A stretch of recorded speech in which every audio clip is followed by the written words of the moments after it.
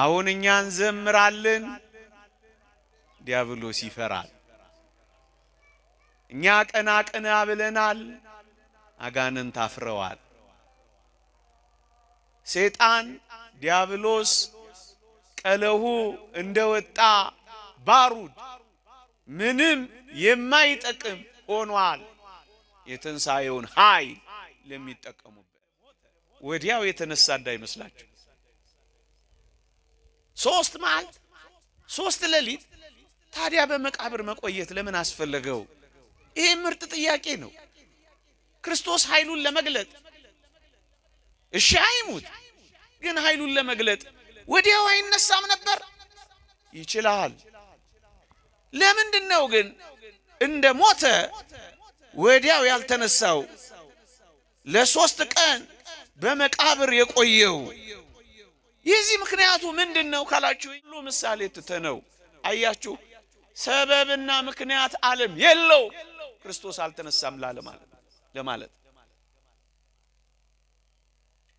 ለዚህ ነው ወንጌላችን የሚያመካኙት አጡ ይላል የእውነት በቅጥነተ ህሊና ለሚመረምር ሰበብና ምክንያት የለውም ኢየሱስ ክርስቶስ ከሞት አልተነሳም ሞትን ድል አልነሳም የሚልበት ዓለም ኃይል የለው የጌታችን መቃብር ድንጋይ እጅግ በጣም ከባድ ድንጋይ ነበር ወገኖች እንኳን መቃብር በአይሁድ ዘንድ እንኳን የሞት መቃብር የውሃ ምንጮች እንኳን የሚገጠሙት በከባድ ድንጋዮች ነበሩ ታስታውሳላችሁ ሴቶቹ ዋና ጥያቄያቸው ድንጋዩን ማን ያንከባልልልናል የነበረው ለምን ይመስላችሁ ተራ ድንጋይ አልነበረም በመቃብር ቦታዎች የሚገጠም ብርቱ ጉልበተኛ ወንድ እንኳን የሚያስፈልገው የምንጮች ውሃ ከነበረ የክርስቶስ መቃብር የህይወት ምንጭማ እንዴት ባለ ድንጋይ እንደሚቆልፉት አስቡት ከባድ ድንጋይ ነበር ከ20 ሰው ታሪክ እክሩ ባለም አቀፍ ሚዲያዎች ከ20 ሰው ያላነሰ ሊያንከባልለው የሚችል ድንጋይ ነው ጥቂት ሰዎች ማንከባልሉት በጣም ከባድ ድንጋይ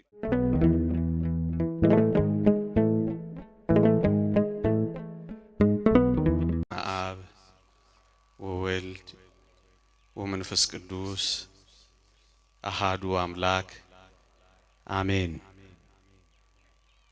ክርስቶስ ተንሥአ እሙታን አሰሮ ለሰይጣን ሰላም ኮነ ክቡራን አበው ካህናት ሊቃውንተ ቤተ ክርስቲያን መምህራነ ወንጌል ዘማሪያን የተወደዳችሁ የሰንበት ትምህርት ቤት ደቀ መዛሙርት ምእመናንና ምእመናት በልዑል እግዚአብሔር ስም እንደምን ሰነበታችሁ እንደምን አላችሁ አሜን በቸርነቱ የጠበቀን ባጸደ መቅደሱ የሰበሰበን እንደ በደላችን እንደ ኃጢአታችን ያልተቆጣጠረን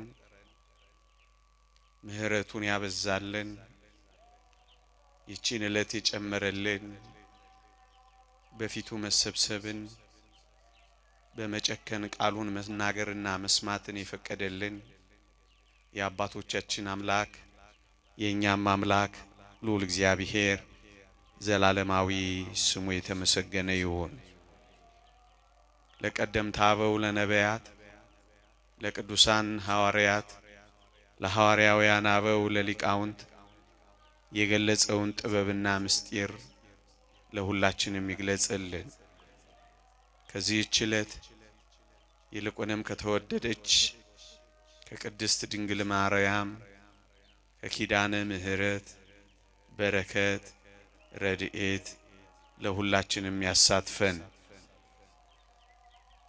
አሜን ጌታ በእውነት ተነስቷል በዚህች ምሽት እግዚአብሔር ቢፈቅድ የምንማርበት የትምህርታችን ርዕስ ነው የሉቃስ ወንጌል ምዕራፍ 23 ከቁጥር 33 እስከ 34 ጌታ በእውነት ተነስቷል፣ ለስምዖንም ታይቷል እያሉ በአንድነት ተሰብስበው አገኟቸው ይላል። እኔ ከዚህ ኃይለ ቃል ጌታ በእውነት ተነስቷል በሚል ርዕስ የትንሣኤውን የምስራች በትንሣኤው ሰሙን መነጋገር ይገባልና ጥቂት ደቂቃዎች በዚህ ርዕስ አቆያችኋለሁ። የአባቶቻችን አምላክ የእኛም አምላክ በመካከላችን ተገኝቶ ጥበቡን ምስጢሩን ይግለጽልን። ይልቁንም ስለ እናንተ ሲል በጎን ቃል እንዲያስተምረን ፈቃዱ ይሁንልን። ጌታ በእውነት ተነስቷል። ትንሣኤ ባይኖር እኔና እናንተ እዚህ ባልተሰበሰብንም ነበረ። ትንሣኤ ባይኖር ባለፉት ሰሞናት በእድሜ ዘመናችንም አፋችን ኮቸችላ እስኪመስል ባልጾምንም ነበረ። ትንሣኤ ባይኖር ውርጩን፣ ብርዱን፣ ሐሩሩን፣ ቁሩን፣ ረሃቡን አንችለውም ነበረ። ትንሣኤ ባይኖር ሰማዕታት በእቶን እሳት ውስጥ አይገቡም ነበር። ትንሣኤ ባይኖር በመንኮራኩር መፈጨት እንዴት ይቻል ነበር? ትንሣኤ ባይኖር የመጀመሪያዎቹ ክርስቲያኖች በግበበ ምድር በካታኮምብ እንዴት ይኖሩ ነበር? ትንሣኤ ባይኖር እንዴት አድርጎ ይሄ ሁሉ ሕዝብ ይህንን አንድ ቃል ቁጭ ብሎ ይሰማ ነበር? ትንሣኤ ባይኖር ቅዱሳን ሐዋርያት እንዴት አድርገው ሰቅጣጭ የሆነውን መከራ ይቀበሉ ነበር? ትንሣኤ ባይኖር እንደ ንስር ክንፍ ከአገር አገር የእግራቸው ሸሆና እስኪነቀል እንዴት ይበሩ ነበር?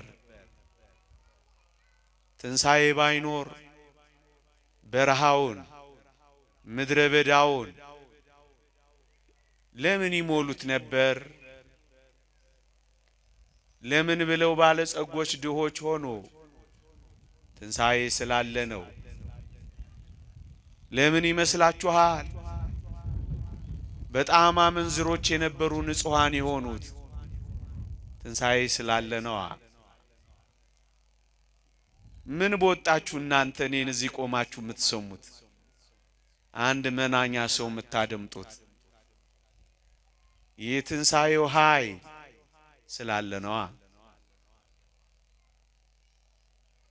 ለምን ሌሊት ትቆማላችሁ? ለምን በማለዳ ለቅዳሴ ትገሰግሳላችሁ?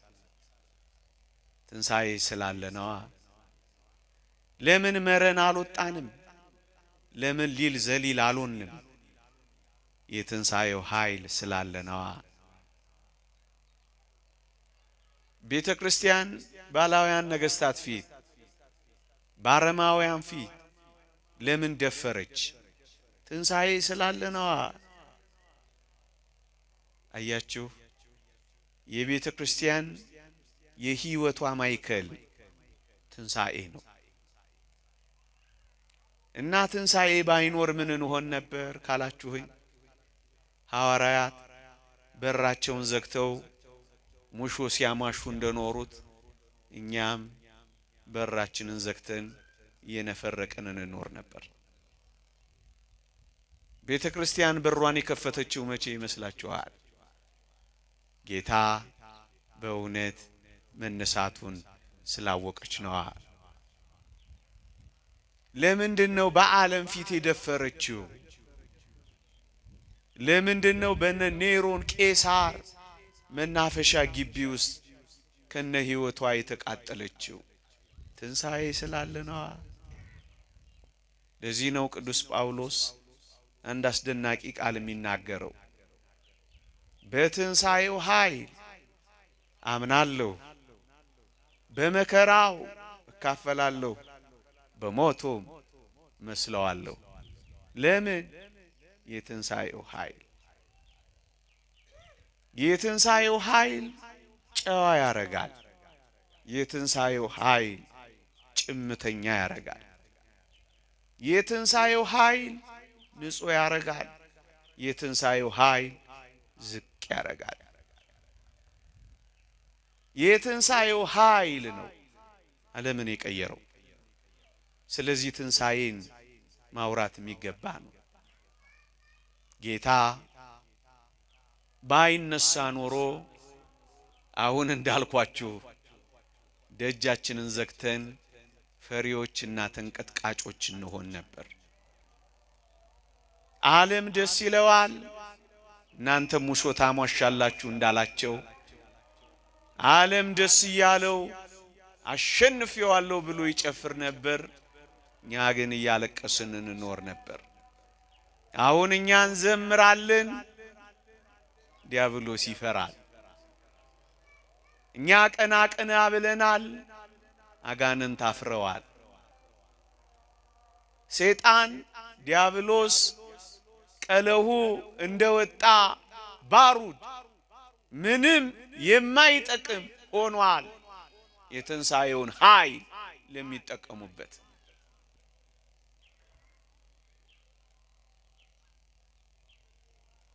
ይህ የቤተ ክርስቲያን ዋናዋ አዋጇ ነው። ወገኖቼ ጌታችን በእውነት ስለተነሳ ነው ሁሉንም ነገር በቤተ ክርስቲያን ማድረግ የቻለው። ጌታችን በእውነት ተነስቷል። ታዲያ ምን አዲስ ነገር ልትነግረን ነው? ማለዳ ማለዳ አዲስ ነው። የቤተ ክርስቲያን የሕይወት ማዕከል ነው። የወንጌል ትኩረት ነው። አራቱም ወንጌላት የተለያየ ነገር በተለያየ አቅጣጫ ቢያስተምሩም በትንሣኤው ግን ተባብረዋል። በትንሣኤው ነው የደመደሙት። ትንሣኤው የቤተ ክርስቲያን ሕይወት ነው።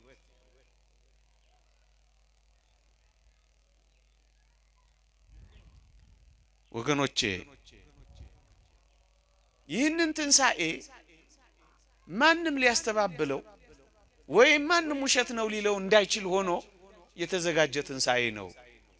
እኛ ሁሉ ጊዜ ክርስቲያኖች የምናወራው እዩ ክርስቶስ ሞቱን እንኳን በአደባባይ ያደረገው አላፊ አግዳሚ በሚያየው ወዲህ ወዲያ የሚመላለሱ ሰዎች በሚመለከቱት ስፍራ ክርስቶስ በአደባባይ በገበያ ቦታ በበዓላቸው ሰሞን ለምን ይመስላችኋል ሞቱን በአደባባይ ያደረገው?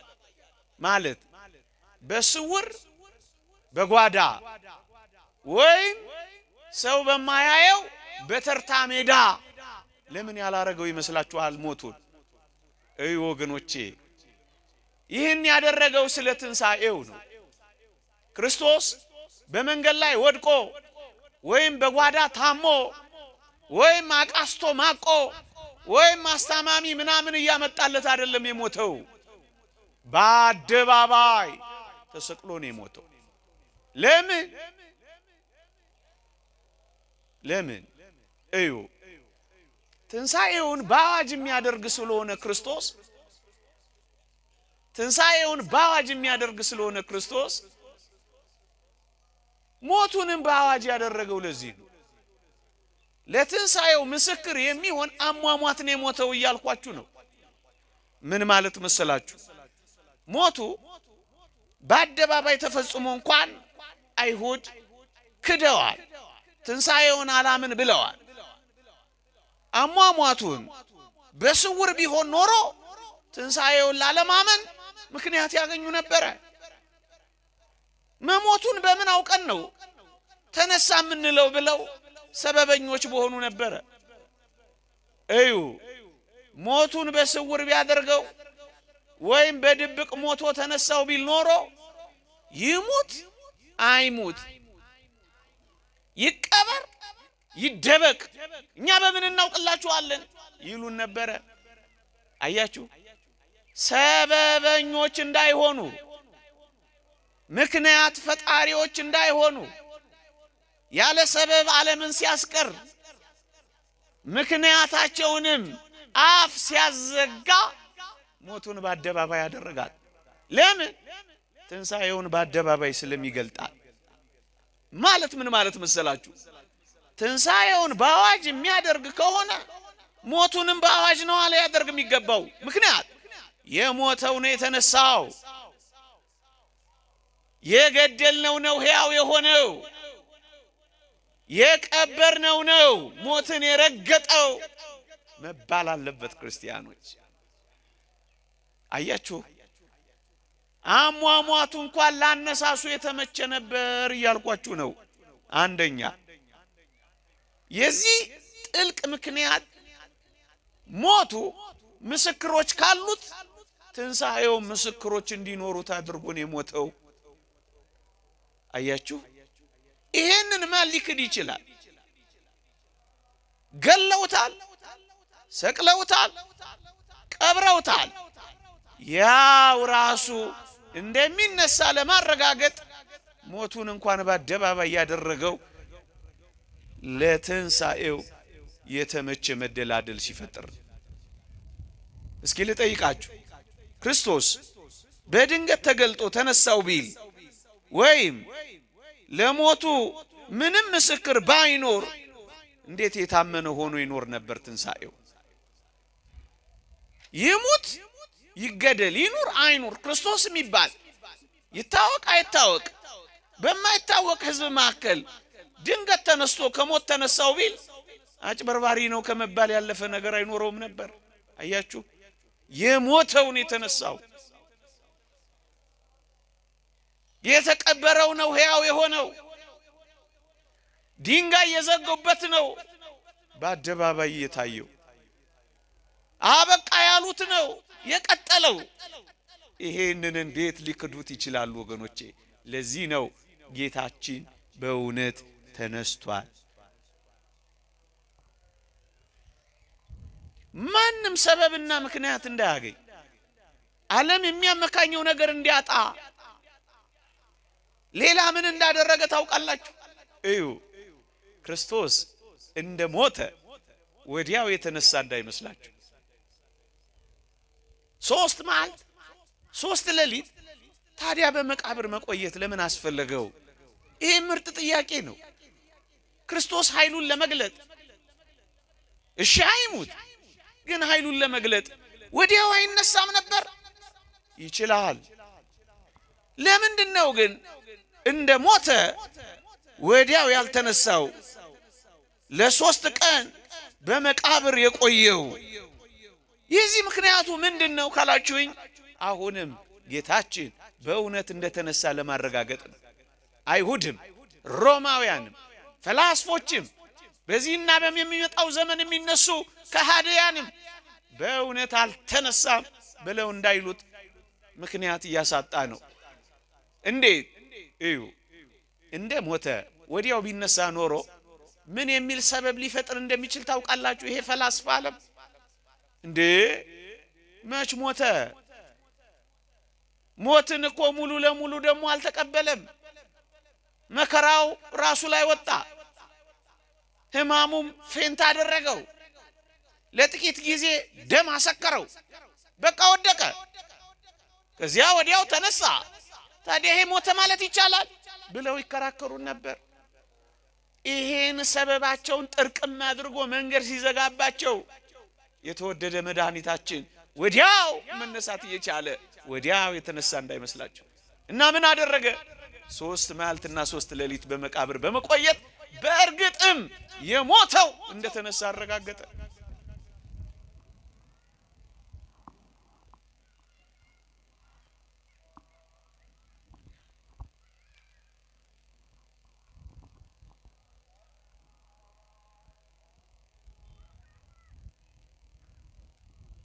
ጌታ በእውነት መነሳቱን ለማሳየት እንደ ሞተ ወዲያው አልተነሳም፣ አልሞተም፣ ወይም ሙሉ ለሙሉ ሞትን አልተቀበለም የሚል ትችትና ነቀፋ የሚያመጣ ዓለም ነውና ይሄንን አፍ ሲያዘጋ ወዲያው አልተነሳም ወገኖች። እሺ ወዲያውስ አይነሳ? አንድ ቀን ብቻ ቆይቶ አይነሳም? ለምን 3 ቀን መጠበቅ ያስፈልገዋል? ይሄንን ለማሳመን ከሆነ አንድ ቀን ተቀብሮ ገና በአንድ ቀን ቢወጣ አይሻልም? አይሻልም። ለምን? እዩ መሞትን ማሸነፍ ብቻ አይደለም የክርስቶስ ዓላማ እና ከዚህ ፈቀቅ ያለ ዓላማ አለው። አዎ መፍረስን፣ መበስበስን፣ ሙስና መቃብርን የማይነካው ድል የሚነሳ መሆኑም ጭምር መረጋገጥ አለበት ለዓለም። ስለዚህ 3 መዓልት 3 ሌሊት መቆየት አስፈልገው። ወዲያው ወጥቶ ቢሆን አያችሁ ይፍረስ አይፍረስ፣ ይበስብስ አይበስብስ፣ መበስበስና ለመበስበስን ያሸንፍ አያሸንፍ፣ በዚህ ላይ ስልጣን ይኑረው አይኑረው፣ ይሄንን ድል ይንሳ አይንሳ ደፍረን ለመናገር አቅም አይኖረንም። ለትንታኔም አይመችም። ለትችታቸውና ለነቀፌታቸው ሰበብና ምክንያት ያገኛሉ። ይሄንን ሲያሳፍር ነው አንድ ቀን እንኳን ያልሆነው ያላደረገው። እና ለምን 3 ቀን አደረገው ካላችሁኝ በአይሁድ ልማድ 3 መዓልት 3 ሌሊት ከቆየ ታስታውሳላችሁ 4 ቀን ሆኖታል ይሸታል የተባለ መቃብር ታስታውሳላችሁ ያላዛር።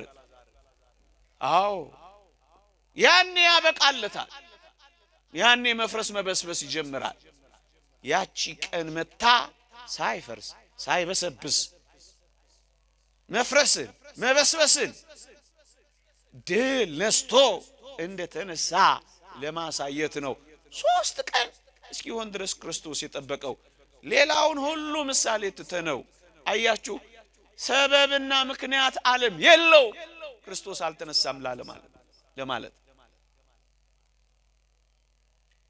ለዚህ ነው ወንጌላችን የሚያመካኙት አጡ ይላል።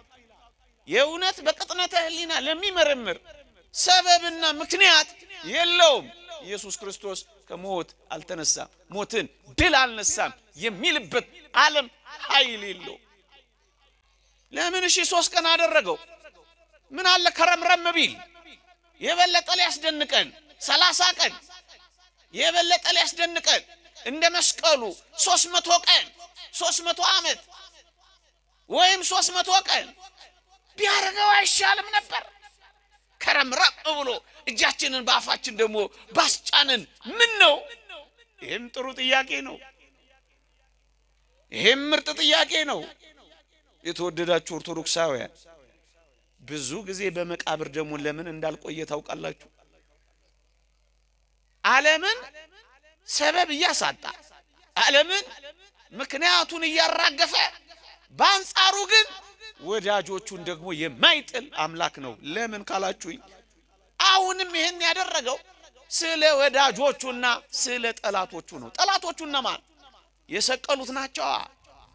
እዩ ብዙ ጊዜ በመቃብር ቆይቶ ቢሆን ኖሮ ክርስቶስ አሁን እንዳልኩት 30 ዓመት 300 ቀን 300 ዘመን ቆይቶ ቢሆን ኖሮ ምን ይሆን እንደነበር ታውቃላችሁ? ሰው ከጊዜ ብዛት የተነሳ ያየውን ይጠራጠራል። ጊዜው ሲረዝም ጊዜው ሲበዛ ያየውን ይጠራጠራል።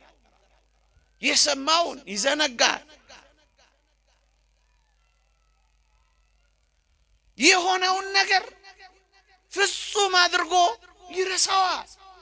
አያችሁ ሰቃዮቹ እንዳሉ በዚያ የተሰበሰበው ሰው ሳይርቅ የገደሉት እጆቻቸው ገና የገዳይ እጆቻቸው ገና እየጮሁባቸው ሳይረሱት ሳይዘነጉት ወዲያው ተገልጦ ሊያሳፍራቸው ይገባል።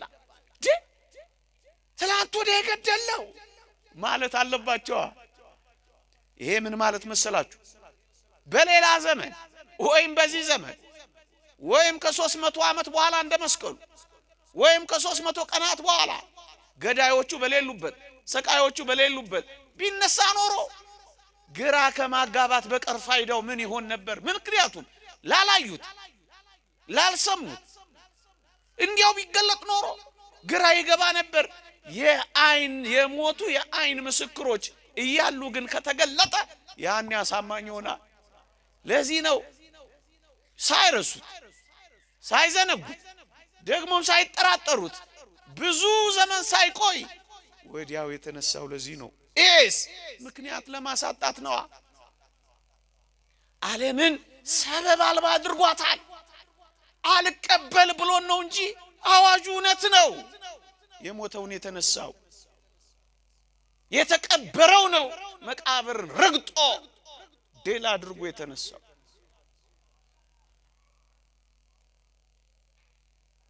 ከጠላቶቹ አንፃር ማሰብ ምንችለው ከወዳጆቹ አንፃር እናስብ ካል የተወደዳችሁ ኦርቶዶክሳውያን ወዳጆቹንስ ለምን በሐዘን ይቀጥቅጣቸው? ወገኖቼ ያቺ ጊዜ ምን ያህል ታስፈራ ነበር። አንበላም ብለው የተቀመጡባት ደጅ ዘግተው ያለቀሱባት በዓለም ፊት የተሸበሩባት ወዳጆቹ በሐዘን የተቀጠቀጡባት እናቱ በእንባ የታጠበችባት ይቺ የመቃብር ጊዜ ብትረዝም ኖሮ አያችሁ ቅድም እንዳልኩት ሐዋርያት ደጃቸው እንደዘጉ አፍረው ተሸማቀው ፈርተው ደንግጠው ታውከው ይኖሩ ነበር። አይሁድስ እንደጨፈሩ ድል አደረግን እንዳሉ እንደፎከሩ ይኖሩ ነበር። በጥልቅ ምስጢር ግን ሞት እንደሳቀ የሰው ልጅ እንዳለቀሰ ይቀር ነበር። አሁንስ በሞት ላይ መፎከር ጀመረ ክርስትና። በሞት ላይ የሚፎክር እንደ ክርስትና ያለ ማን ነው ወገኖች? ሞት የተናቀ ሆና ሕፃናት እንኳን ሳይቀሩ ሞት ናቁት። እነ ቅዱስ ቂርቆስ አንተ ሞት መጫወቻ ሆነ ደፈሩት። በባህርና በየብስ ሰይፍ ይቀዳደዱ የነበሩት ሟቾች ሆኑ። ሞት ተናቃ። ሞት ሆይ መውጊያ የታለ? ሲኦል ሆይ ድል መንሳትህ የታለ? ብላ ቤተ ክርስቲያን መዘመር ጀመረቻ። ሞት በክርስቶስ ሞት ተዋጣ። ድል በመነሳት ተሸነፈ። ስለዚህ ሞትን በፈቃዳቸው የሚቀበሉ ወደ ሞት ሰገነታቸው ሲሄዱ እልል የሚሉ ክርስቲያኖች መጣ። ለምን? የሞት አስፈሪነት ተወገደ። የመቃብር ዋጭነት ቀራ። አዲስ ታሪክ ተሰራ። ሞት ለምታውቅ ዓለም፣ መቃብር ላጣጣመች ዓለም ሕይወት ተገለጠ። ይህንን ምን ሰበብ አለው ዓለም ለመካድ? እውነት ነው ጌታችን ተነስቷል። እና ወዳጆቹ ለምን ብዙ ጊዜ በሐዘን ይተዋቸው? ለምን በእንባ ይተዋቸው? ይህማ ጭካኔ አይደለም።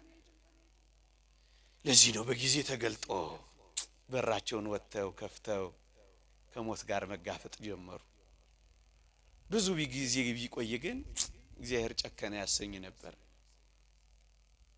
ሌላስ ምን ምክንያት አለ ካላችሁኝ፣ ብዙ ዘመን ቢቆይ አንዳንድ አዋቂዎች ነን ባይ ሰውነቱን በሌላ ሰውነት ተክቶ የቀየረ እንዳይመስላችሁ በዛው ሰውነት የተነሳ ስጋውን በመቃብር ሳይተው ከዛው ስጋው ጋር ተዋህዶ የከበረ ስጋ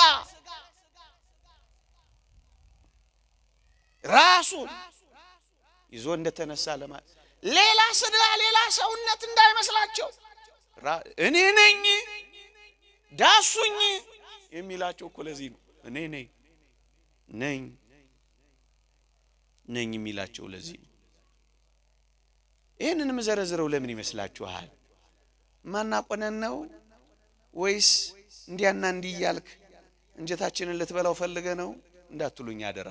አይደለም፣ በፍጹም አይደለም። ይሄ እውነት ነው። እኛ ባናምነው እንኳን እዚህ ያለነው ሰዎች ባንናገረው ባናምነው እንኳን ይሄ አባቶቻችን ያመኑት ብቻ አይደለም የኖሩበት ብቻ አይደለም የሞቱለት ሕይወት ነው። ለትንሳኤው ነው በመግቢያዬ እንዳልኳችሁ ይሄ ሁሉ እንጂ ማን ይሰበሰባል? ማንም እዚህ ዞር ብሎም ድርሽ ብሎም አይመጣም ነበር። ጌታችን በእውነት ስለተነሳ ነው። የተወደዳችሁ ኦርቶዶክሳውያን ይሄን እንደ መግቢያ ያዙና ሌሎች እነዚህን የሚያጠናክሩ ጥቂት የትንሳኤውን እውነት የሚያረጋግጡ አንዳንድ ቁም ነገሮችን እናውጋ፣ እንመካከር፣ እናንሳ። እዩ፣ ታስታውሳላችሁ የጌታችን መቃብር ድንጋይ እጅግ በጣም ከባድ ድንጋይ ነበር። ወገኖች እንኳን መቃብር በአይሁድ ዘንድ እንኳን የሞት መቃብር የውሃ ምንጮች እንኳን የሚገጠሙት በከባድ ድንጋዮች ነበሩ። ታስታውሳላችሁ ሴቶቹ ዋና ጥያቄያቸው ድንጋዩን ማን ያንከባልልልናል የነበረው ለምን ይመስላችሁ? ተራ ድንጋይ አልነበረም በመቃብር ቦታዎች የሚገጠም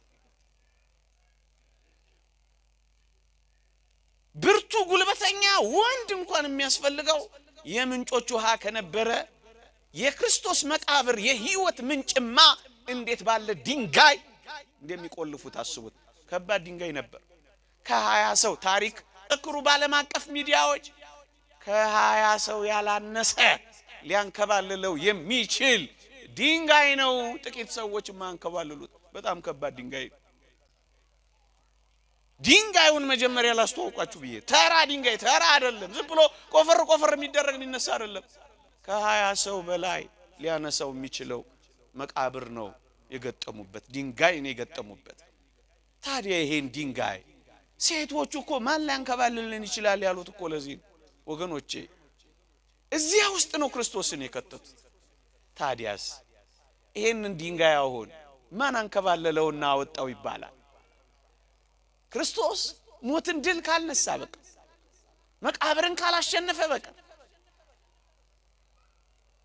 ዝግ በሆነ ማይፀን ገብቶ እንደወጣ በተዘጋ መቃብር ካልወጣ በቀር በዚያ ወቅት ማንም ባልነበረበት ደቀ መዛሙርቱ በተበተኑበት ምእመናን ያን ድንጋይ ማን ሊያንከባልለው ይችላል? ሰው አጠገቡ አልነበረም። ታስታውሳላችሁ በጣም በጥቂት በጣት የሚቆጠሩ ሰዎች ነው መቃብሩ ስር የነበሩት። እነሱ ደግሞ ሊያንከባልሉ የሚችሉ አይደለም። ምክንያቱም ብዙዎቹ ሴቶች ነበሩ። ሴቶች ደግሞ አሁን ያልኳችሁን ድንጋይ ማንከባለል አይደለም እንጀራ ሲበሉ እንኳን አይቆጠሩም ነበር። ታስታውሳላችሁ ከሴቶችና ከህፃናት በቀር 5000 ህዝብ ተመገበው ይላል። ህፃናት ከሚበሉት የሚፈረፍሩት ስለሚበዛ ሴቶች ከሚበሉት ይልቅ ማፈራቸው ስለሚበዛ አልተቆጠሩ። የድሮዎቹ ናቸው እንጂ አሁኖቹ ኮራ እንዳይሉ ብዬ እኮ ነው። ደግሞ ማታ እንዳያስቸግሩም ብዬ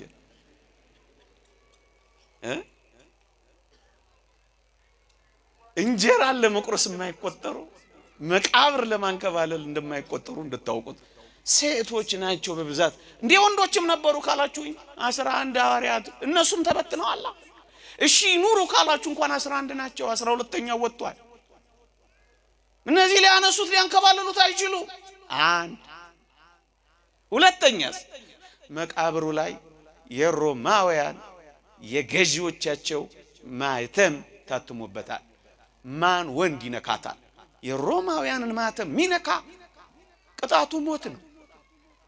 በገዢዎቻቸው በሮማውያን ላይ ንጉስ የሆነው ኢየሱስ ክርስቶስ ካልሆነ ማዕተቡን የሚፈታ መጀመሪያ የሞትንና የሲኦልን ማዕተብ ፈቷል። ከዛስ የሮማውያንን ማዕተብ እንኳን ሳይቀር ፈቷል። ሌላስ ይገደላል፣ ሌላስ ይቀጣል፣ ሌላስ ይሞታል።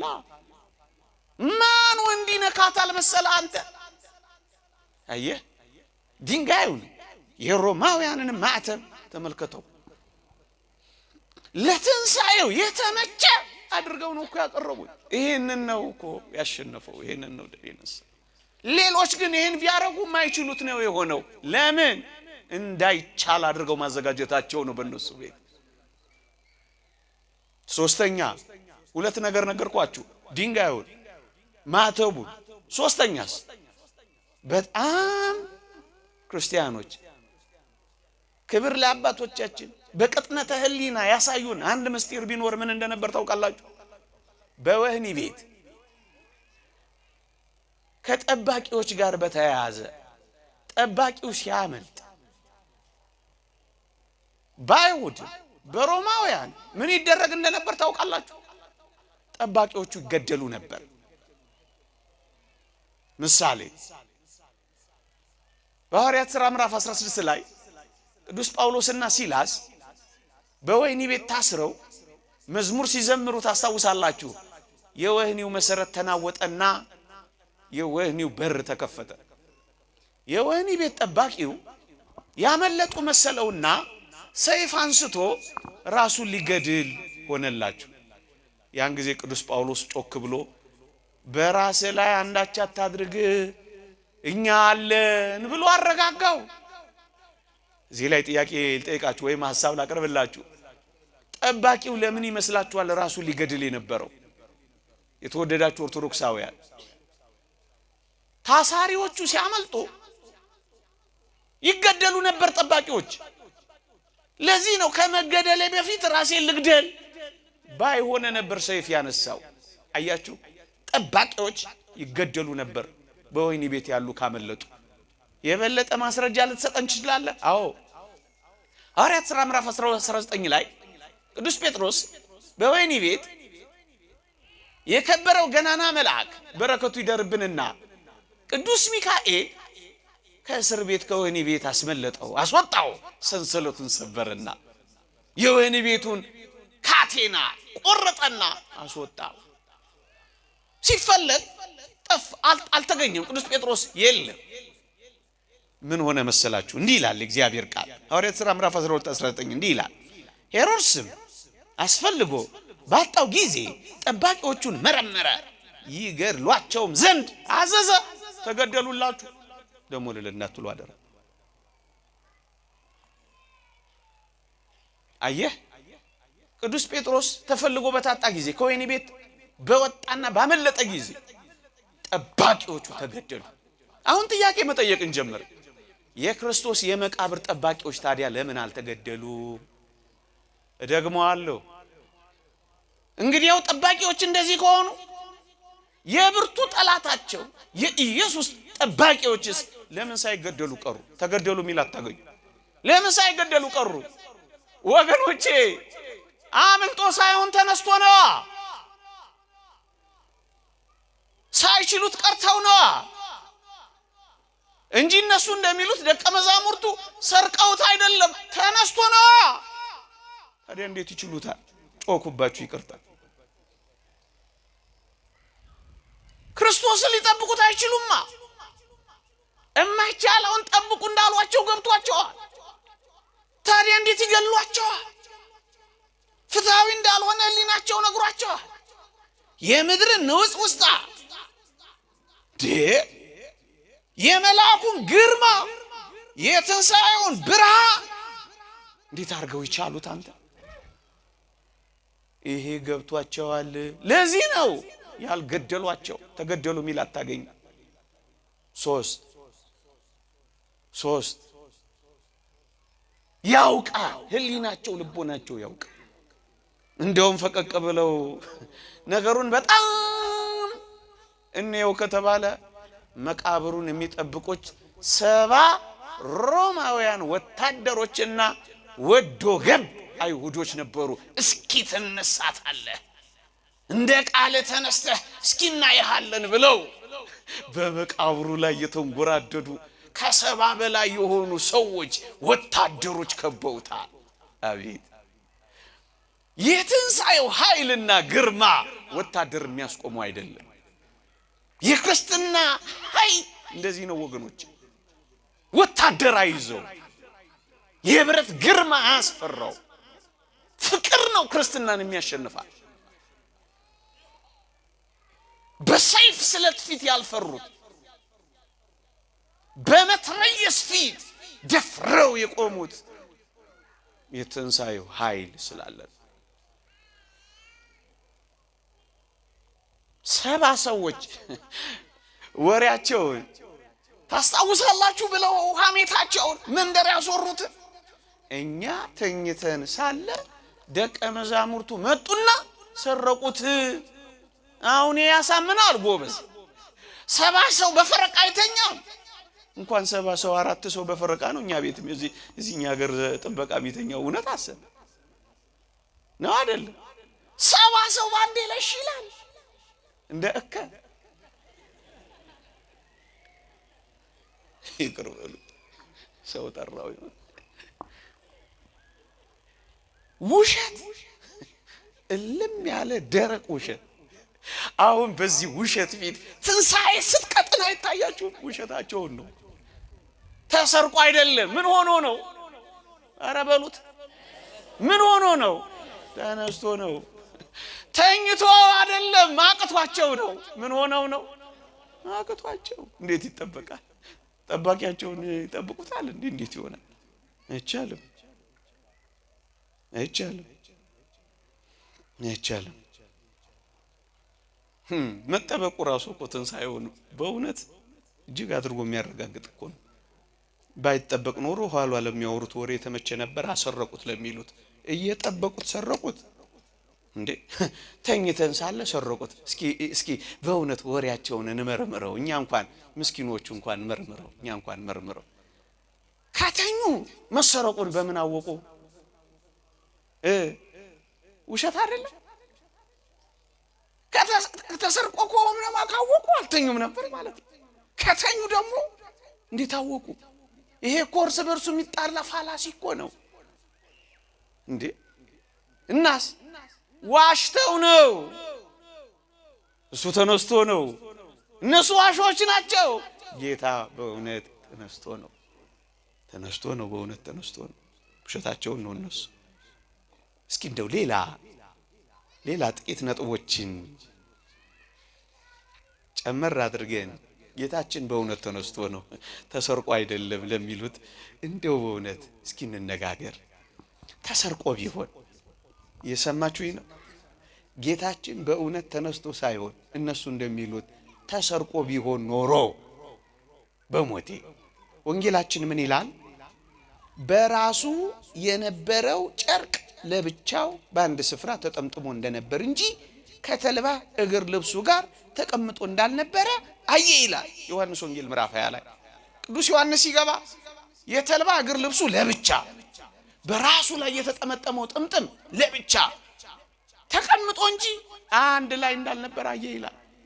የተወደዳችሁ ኦርቶዶክሳውያን እውነት ሌባ ሰርቆት ቢሆን ኖሮ እንደው ለብቻ የሚያስቀምጥ እንደው ምርጥ የሆነ ሌባ ታገኛላችሁ? ዝብርቅርቅ ነው እንጂ የሚያረጋው ይሄን ጥፍጥፍ አርጎ ለብቻ፣ ይሄን ደግሞ ለብቻ አርጎ የሚማርጎ ሌባ የለም።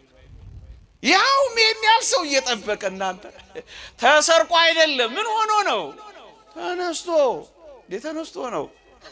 እንዲህ አይነትም ሌባ የለም። እስኪ በሞቴ እንደው ልንገራችሁ፣ እንደው የእውነት እንነጋገር ከተባለ ስርቆት ከነበረ ይህ ሁሉ መስተካከል ይታይ ነበር እንዴ? ሌባ እኮ ሰርቆ አይተናል። እውነት እንነጋገር ከተባለ አንዱን ካንዱ ጋር ተራምሶት አይደል እንደሚሰርቀው አንሶላ መስረቅ ከፈለገ ራሱን አልጋውን ገልብጦ ነው የሚሄደው። ለምን እንደዛ እንደሚያደርግ ባላውቅም አንድ ትንሽ ነገር ለመውሰድ ትልቅ ነገር ሰብሮ ነው ይሄንን የሚያደርገው። እንደዚህ ነው ብጥብጥ የሚያደርገው። ይሄ ግን ለብቻ ለምን ተቀመጠ? ተሰርቆ ከሆነ እሺ ይሁን። ደሞ ሌላ ነገር ልንገራችሁ። ሽቱ፣ ከርቤ፣ የሬት ቅልቅል፣ ደሙ፣ ይሄ ሁሉ ከፈኑ፣ ይሄ የተገነዘበት ከፈን፣ ይሄ ሁሉ ተቀብቶ ተለቅልቆ ነው የተገነዘው ጌታችን። ምን ማለት መሰላችሁ? ያ ሁሉ ያረፈበት ጅራፍ፣ ሰንበሩ፣ ደሙ ተጣብቋል። ይሄን ለማጋነን አይደለም። አንብቡ፣ ስሙ፣ ታሪኩ ሳይንስ እንኳን መርምሮታል። እዩት፣ ህማሙ ተጣብቋል። እና አንድ ሌባ በዚያች ጥቂት ሰዓታት ውስጥ ያውም ሰዓታት አይደለም እነሱ ባሉበት ይሄንን ገሽልጦ እንዲያርጎ ልጦ አስተካክሎ አስቀምጦ ይሄዳል ብላችሁ ታስባላችሁ? ሰው አየኝ አላየኝ ብሎ ፍትለክ ብሎ አንስቶ የሚሄድ ነው እንጂ ስርቆት የሚባለው ይሄ በጥንቃቄ 100 ዓመት አይፈጅም። ይሄን ለማድረግ ተሰርቆ አይደለም ተነስቶ ነው። ውሸታቸውን ነው። ጌታ በእውነት ተነስቶ ነው። ደግሞስ እንደው ይሰረቅ ከተባለ የተወደዳችሁ ኦርቶዶክሳውያን ስጋውን ከመስረቅ ይልቅ ለአንድ ሌባ ዋጋም ያወጣለት የተልባ እግር ልብሱ ነበር ይላሉ ሊቃውንት። ምክንያቱም በጣም ውድ ነው፣ ነገስታት ቤት የሚለበስ ነው። እሺ ይሰረቅ፣ ታዲያ የተልባ እግር ልብሱን ትቶ ይሄዳል ብላችሁ ታስባላችሁ? አንድ የሚሰርቅ ሌባ ውሸት ነው፣ ተሰርቆ አይደለም። ምን ሆኖ ነው? ተነስቶ ነው።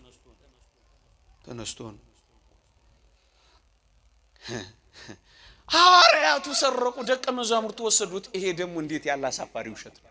ደቀ መዛሙርቱ ሐዋርያቱ በዚያ ጊዜ ነፍሳቸውን ለማዳን ተበትነው የነበሩ አልነበሩም? ምን እንዴ ተበትነው!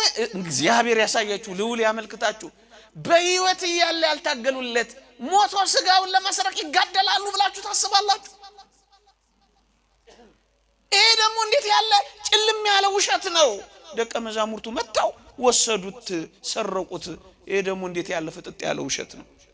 ደቀ መዛሙርቱ በህይወት እያለ የሸሹና የተበተኑ አልነበሩም? ምን ተቀብሮ ሳለ ታዲያ እንዴት ደፈሩ? ይሄ ያሳምናል? በፍጹም አያሳምንም። ተበትነው ነበር። ከየት ተሰበሰቡ? እኛን ጠይቃቸዋለን። ውሸት ነው እንዴ! ያን ሁሉ ታምራት ላደረገ እንደዚያ ከተበተኑ በቃ ሞተ ተሸነፈ ለተባሉ እንዴት አይቻልም? ውሸት ነው ይሄ። ተበትነው ነበር፣ ኋላ ነው የተሰበሰቡት። እና ውሸት ነው፣ ተሰርቆ ሳይሆን ተነስቶ ነው።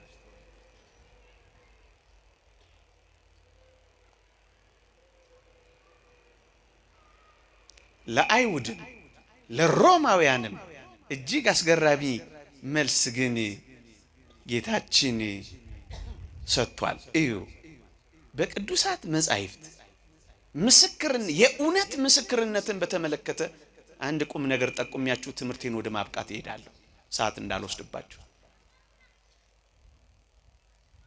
እዩ፣ ምስክርነት በቅዱሳት መጻሕፍት 2 ወይም 3 ሰው ካለ ለአይሁድ የ2 ወይም የ3 ሰው ምስክርነት እውነት ነው።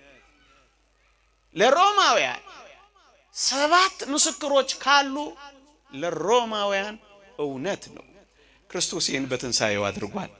እዩ፣ 2 3 ብቻ አይደለም፣ ከ500 ለሚበዙ ክርስቶስ በግልጽ ታይቷል። ቅዱስ ጳውሎስም እንደጠቀሰው እንኳን ለ2 ለ3 የ500 ምስክሮች ከዛ በላይ ምስክሮች አይተው እምቢ አሉ። አይሁድ ልባቸውን አደነደኑ፣ አይናቸውን አጨለሙ። በቃና ምንም አሉ። ምስክርነት ግን ተሰጥቷል። አዎ ለገሌ ታይቷል፣ ለስምዖንም ታይቷል። ቅድም እንዳነበብኩላችሁ ለብዙዎች ታይቶ ምስክርነቱን ሰጥቷል። በአይሁድ ዘንድ የ2 የ3 ምስክርነት ተረጋግጧል። ጌታ በእውነት ተነስቷል። ለሮማውያንስ 7 ሐዋርያት እያሉ ለብቻቸው ተገልጧል። ለምን? የ7 ምስክርነት ለሮማውያን መልስ ሲሰጥ ነው። ለ7ቱ በተገለጠ ጊዜ ምስክርነቱን አረጋግጠውላቸዋል። እምቢ አሉ፣ አላምንም አሉ እንጂስ ተመስክሮለታል።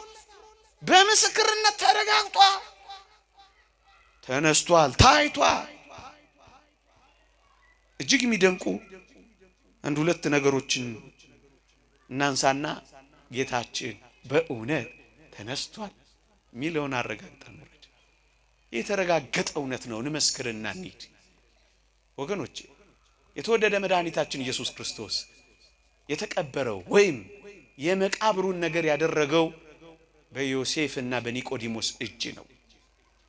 አንደኛው ባለጸጋም አንደኛው ባለስልጣን፣ አንደኛው ምሁርም አንደኛውም ተከባሪ ነው። ሁለቱም የመቃብሩን ነገር በእነዚህ ሰዎች እጅ ያደረገው እሱ ባወቀ። ለምን ይመስላችኋል የመቃብሩን ነገር ከሐዋርያት እጅ ፈቀቅ ያደረገው? ወገኖቼ እዩ፣ ሐዋርያት ቀብረውት ቢሆን ኖሮ አይሁድ ብርቱ ጥያቄ ጠይቁ ነበር። ምን ሰውረውት እንጂ መሽቀበሩት? ተደብቆ ነበር እንጂ መቼ የሚል የጥያቄ ማት ያዥጎደጉዱል ነበር። በሁለት በሚታፈሩና በሚፈሩ ሰዎች እጅ መቃብሩን አደረገው፣ በዮሴፍና በኒቆዲሞስ። ለምን ይሄን አረገው? የመቀበሩ ነገር እንዲጠራጠሩ እንዳይሆን አረገባቸው። የተቀበረው ነው የተነሳው፣ የተደበቀው አይደለም፣ የተቀበረው ነው የተነሳው። ይሄ መመስከር አለበት። ራሱ ነው። ለዚህ ነው እሱ ባወቀ የመቃብሩን ነገር ከሐዋርያት እጅ ያራቀው። የመነሳቱን ነገር እርግጠኝነት ለአይሁድም ለሮማውያንም ደግሞ ለዚህ ለካደው ለመናፍቁ ዓለም የሚያረጋግጠው እሱ ኢየሱስ ክርስቶስ በእውነት አልሞተም ሸወደ እንጂ ለሚለው ለዚህ ለካሃዲውም ዓለም ነው። ፊቱን በቀሬናው ሰው በስምዖን ፊት ለጠፈና ኢየሱስ አመለጠ ለሚለው ለዚህ ለካሃዲው ዓለም ነው። አልገባቸውም እንጂ ማንም ሰበብና ምክንያት የለው። እኛ ዘርዝረን ለማስረዳት አቅም ያንሰን ይሆናል እንጂ ማንም ሰበብና ምክንያት የለው። ሰይጣን እንኳን ሰበብና ምክንያት የለው።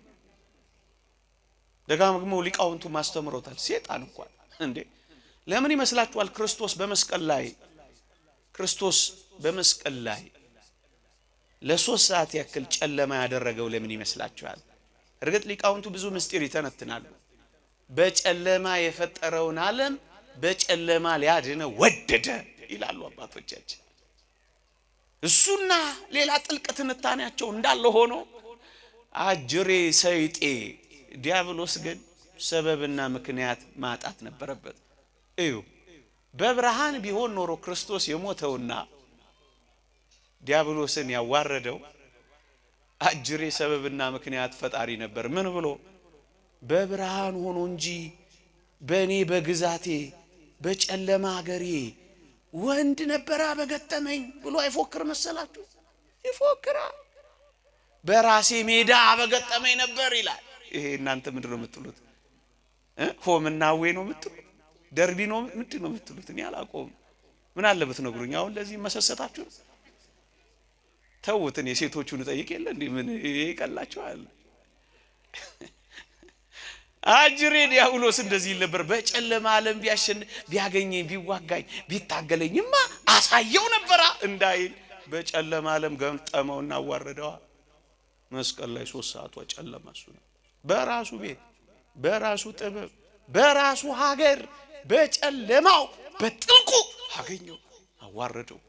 ምን ሰበብ አለ? አይሁድም ሰበባቸውን አጠፋው።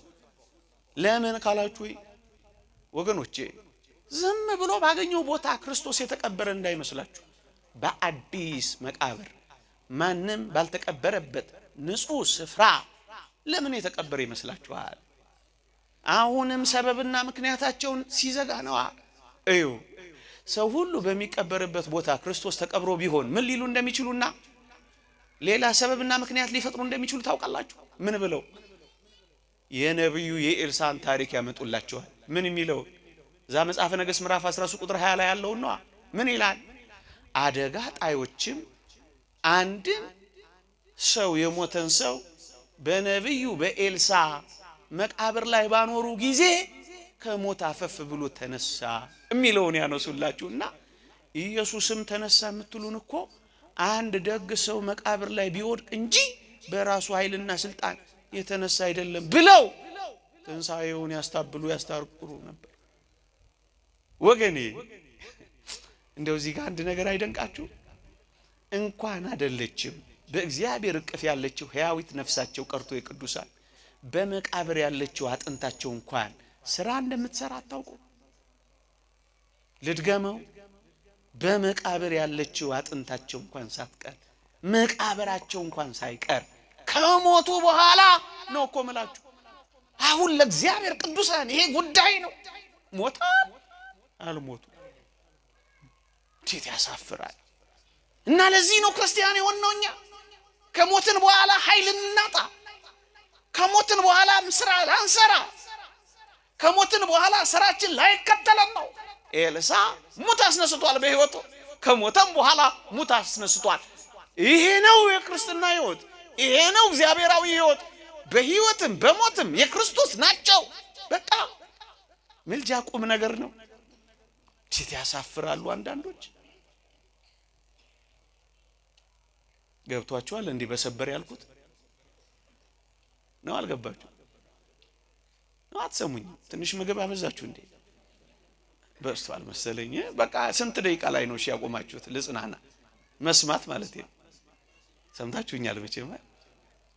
በአዲስ መቃብር ማንም ባልተቀበረበት ንጹህ የአትክልት ቦታ የሆነው የክርስቶስ መቃብር እገሌ በሚባል ቅዱስ መቃብር ነክቶት እንጂ የተነሳው በራሱ ኃይልና ኢየሱስ እንዲህ አይነት ሐሜትና ትችት እንዴት ሊኖር ይችላል?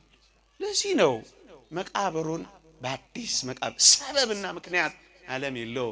ጌታ በእውነት ተነስቶ ነው፣ በራሱ ኃይልና ስልጣን ተነስቶ ነው። የባህሪ አምላክ ስለሆነ ሞትን ድል አድርጎ ውጦ ነው የተነሳው። ጌታችን በእውነት ተነስቷል።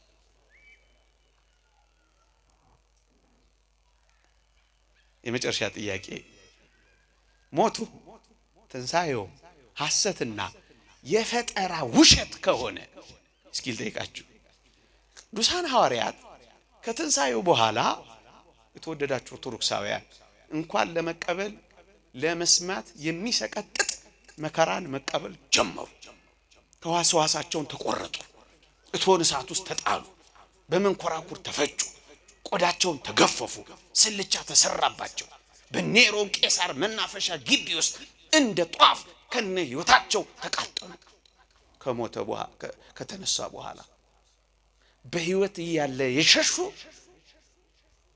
ከተነሳ በኋላ ግን ይሄን ሁሉ መከራ ለምን ተቀበሉ? ለሞተ ብቻ፣ ላልተነሳ ብቻ።